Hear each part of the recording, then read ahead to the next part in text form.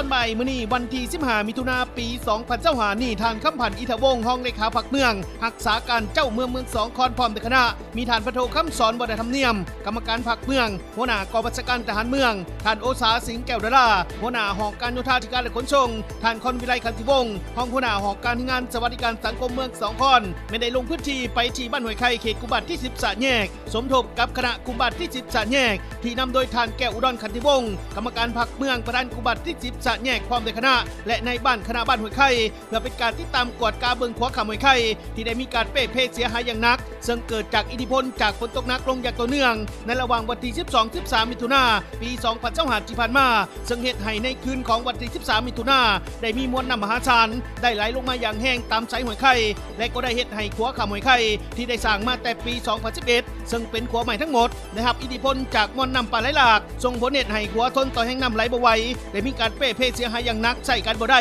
ซึ่งการลงมาติดตามของคณะการนำในครั้งนี้ก็เพื่อเป็นการเก็บกำเอาข้อมูลผลเสียหายเป็นการละเอียดรวมถึงเป็นการวางแผนเล็งซ่อมแปลงแก้ไขฉุกเฉินให้สามารถเที่ยวได้ก่อนในเบื้องต้นเพื่อสร้างเงื่อนไขสร้างสิ่งอำนวยความสะดวกให้กับพี่น้องพ่อแม่ประชาชนอยู่ภายในบ้านและบ้านน้ำค้างที่นำใจหรือว่าสมใจขัวขามห้วยไข่แห่งนี้ไปมาหาสู่กันได้สะดวกในฤดูฝนนี้